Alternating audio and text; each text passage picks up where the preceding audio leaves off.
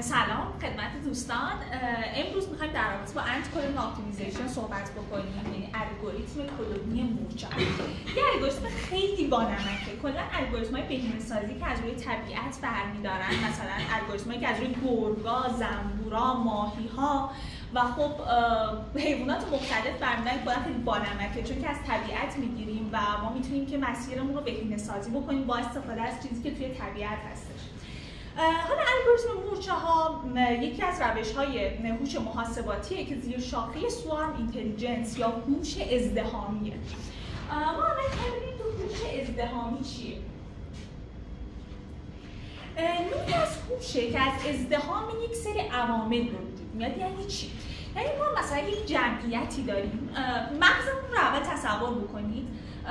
ما مغزمون تشکیل شده از نورون‌های مختلف و خب این تک نورون‌ها کاری از پیش نمیبرن، اجتماع اینها در کنار هم هستش که میاد و یک کار خفنی رو انجام میده. این یکی از مصداق‌های هوش ازدحامی هستش. توی هوش ازدحامی ما یک جمعیت داریم که این جمعیت با همدیگه همکاری میکنن و یک ارتباطی با همدیگه دارن و تبادل اطلاعات با همدیگه میکنن. تبادل اطلاعات که میکنن یک مسیری برای تبادل اطلاعات به وجود میاد که جریان اطلاعاتی ما هستش برای مورچه ها. حالا میگم که جریان اطلاعاتی و مسیر ارتباطیشون چیه، خیلی بانمکه. و خب در کنار اینها سلف ارگنایز یا خود ترتیبی که داشته باشن یه برنامه مشخصی که همه اعضا از اون پیروی میکنن و خب این عوامل رو که ما در کنار هم دیگه داشته باشیم این که هوش ازدحامی رو داریم. گفتم یکی از مظاهر هوش ازدحامی مغز ما هستش و خب توی طبیعت هم ما توی حشرات اجتماعی مثل مورچه ها، زنبورها، موریانه ها داریم و توی حیوانات هم مثل پرنده ها و ماهی ها هم ما میتونیم این رو ببینیم. سال 1991 که به ACO رسیدن اند کلون اپتیمیزیشن، این آزمایش خیلی آزمایش بانمکیه. اومده آقای گاس، یک حشره شناس و زیست شناس بوده و اومده مورچه های آرژانتینی رو مورد بررسی قرار داده. چیکار کرده؟ اومده گفته که ببینید مورچه ها این مسیر حرکتشون به طعمه یا مثلا غذا چجوری بهینه‌سازیش میکنن، چجوری کوتاه‌ترین مسیر رو پیدا میکنن. مورچه ها وقتی که این مورچه های آرژانتینی حرکت میکنن یک ماده ای از خودشون ترشح میکنن به نام اسید فرمیک یا فرمون و این مورچه ها عملا هم نابینا هن. یعنی روش اون مسیر ارتباطی بود که گفتم میگم توی مورچه ها بانمکه، مسیر ارتباطیشون با استفاده از این پخش فرمون هستش و بو میکنن فرمون رو و با استفاده از اون مسیر رو پیدا میکنن. حالا شما نگاه بکنید اگر ما دو تا مسیر داشته باشیم، یه مسیر طولانی تر یه مسیر کوتاه‌تر، مورچه هایی که میان از مسیر کوتاه‌تر میرن و برمیگردن و مقدار فرمون بیشتری روی اون مسیر میریزن. بذارید یه عکس نشون بدم. این مورچه ها که پخش میشن هر کدومشون از یه مسیری میرن.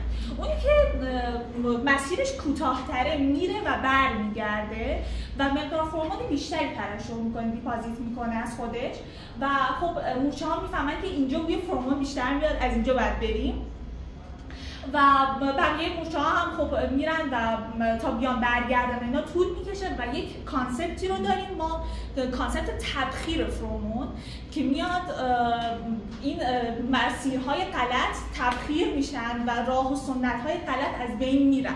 خیلی سیستم جالبی دارن و اینکه گفتم هوش ازدحامیه، این مورچه ها به تنهایی نمیتونن این کار رو بکنن.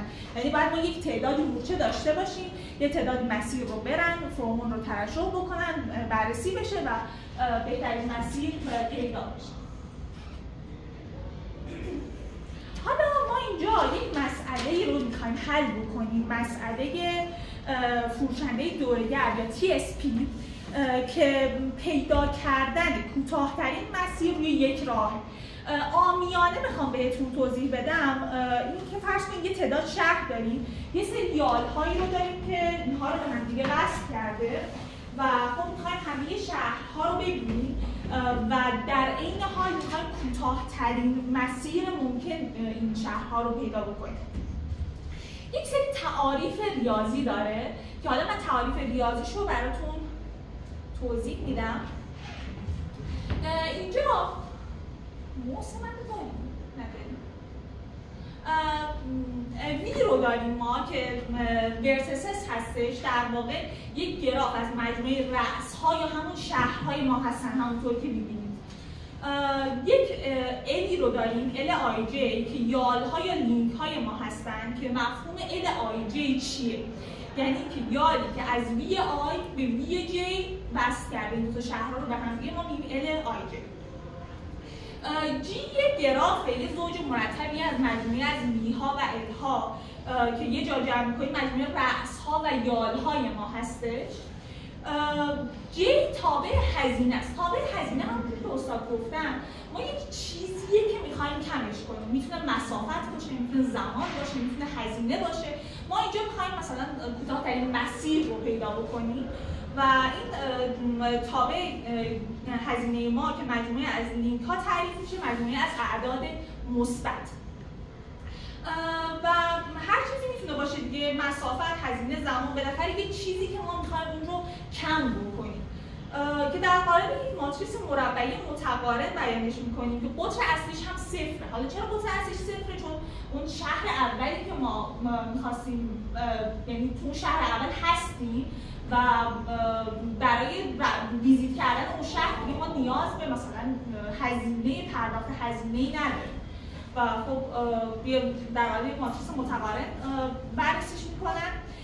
یک چیزی رو داریم به نام اتا که اطلاعات زمینه‌ای یا هیوریستیک هستش که در واقع معکوس یه آی جی ما هست، فضای مسئله رو برای ما توصیف میکنه. هر چقدر اتا بیشتر باشه در واقع هزینه ما کمتره، چون ما میخوایم مسافت و زمان و غیره رو کم بکنیم و اتا هرچی بیشتر باشه برای ما مطلوب‌تره.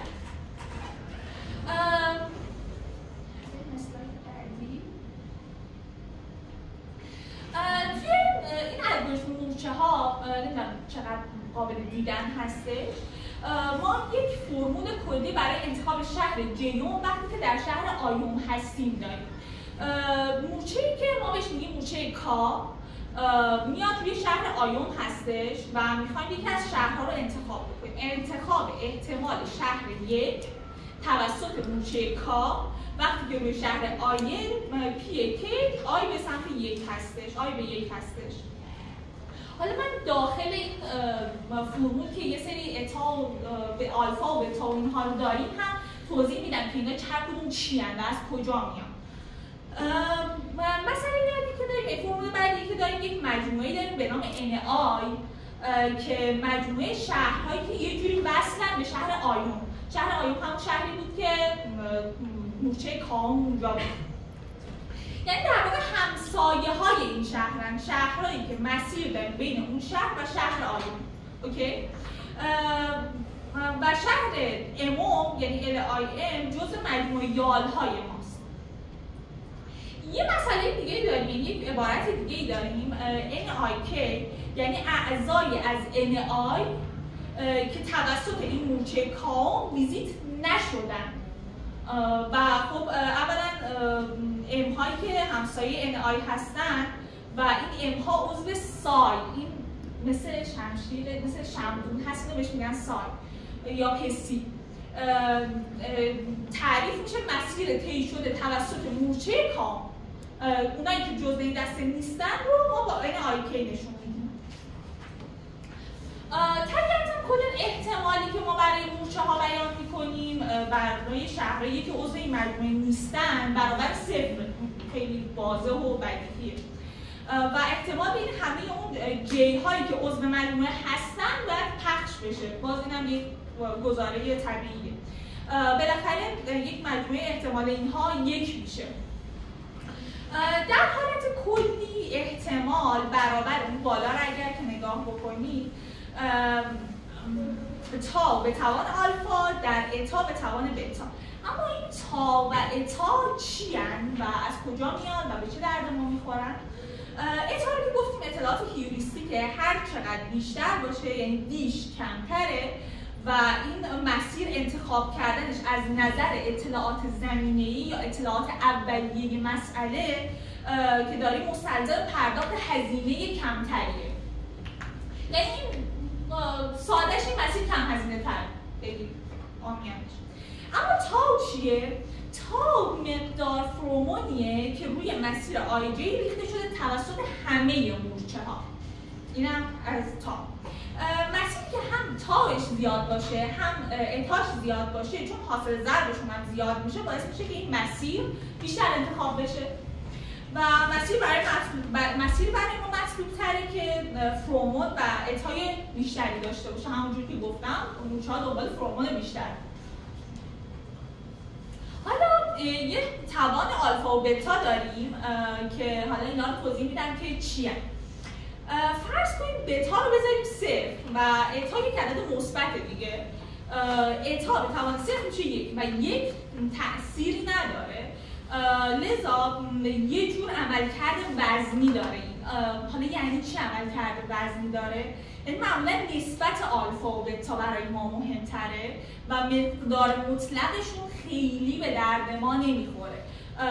باز یعنی چی این حرفی که دارم میزنم؟ اگر آلفا بزرگتر از بتا باشه یعنی ما به تجربه و دانش جمعی اهمیت بیشتری میدیم. وقتی بتا بزرگتر از آلفا باشه یعنی ما سعی میکنیم حریصانه تر عمل کنیم، اطلاعاتی که در مورد مسئله داریم برای ما معتبرتره و خب معمولا هم سعی میکنیم وزن بیشتر رو ما به فرومون بدیم، چون که هدفمون از الگوریتم مورچه ها ایجاد یک هوش ازدحامی بود و معمولا آلفا بزرگتر از بتا. این از آلفا و بتا. یه تقسیمی میبینید اینجا این وسط که خب برای چی داریم تقسیم میکنیم؟ برای نرمال سازی که ما همه عبارت‌های صورت رو بر همه شهرهای قابل انتخاب حساب میکنیم، تقسیم بر مجموعه عبارت‌ها میکنیم که در کل مجموعه احتمال شهرهای قابل انتخاب برابر 1 بشه و به تصادفی که از اونها رو انتخاب میکنیم مثل روش نمونه برداری رولت‌فیلد. رولت‌فیلد یه روش نمونه برداری گسسته است که تو الگوریتم ژنتیک کاربرد داره.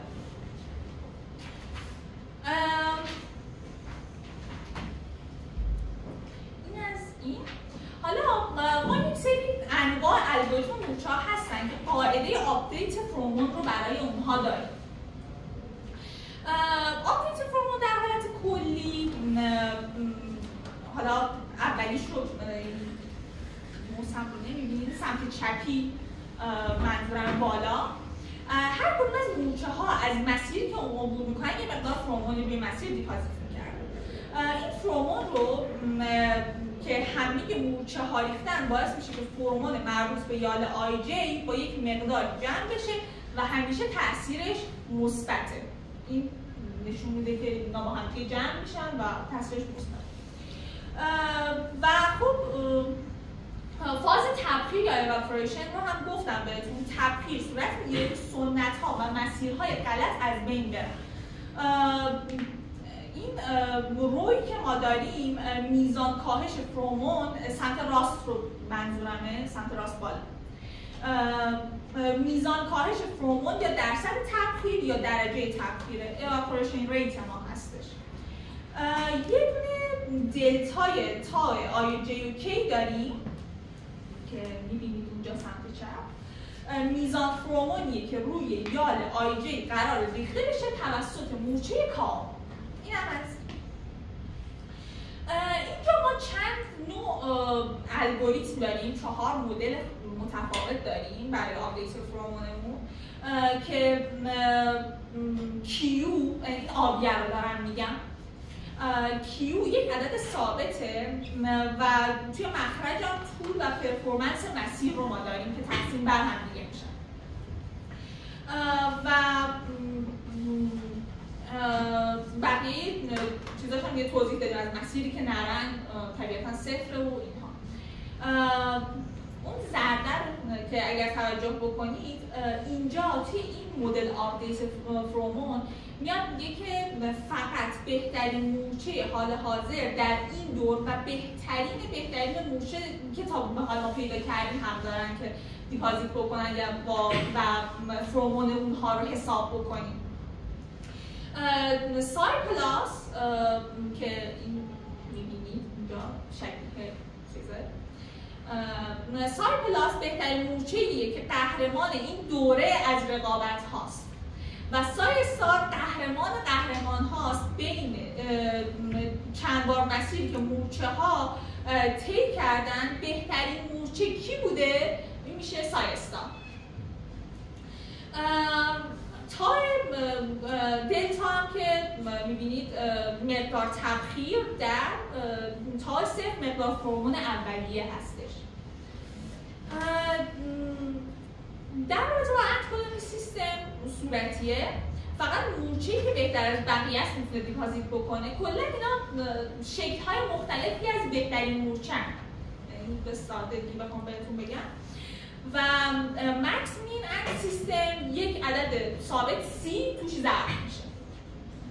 این از معادلات و مثلا الگوریتمایی که داره. حالا ما می‌خوایم ببینیم که کاربردهای الگوریتم مورچه چیه، کجا هست، به چه دردی میخوره. یکی توی همین مسئله فروشنده دوره‌گرد بود که گفتم بهتون. یکی مسیریابی خودروها استفاده میشه و مدیریت ترافیک شهری. توی مدیریت منابع، مدیریت شهری، مهندسی صنایع استفاده میشه. توی مسیریابی در شبکه‌های مخابراتی ما این رو میتونیم استفاده بکنیم. انواع مسائل بهینه‌سازی و ترکیب و ترتیب و اینجور چیزها و انواع مسائل بهینه‌سازی گسسته. و مرسی از اینکه گوش دادید.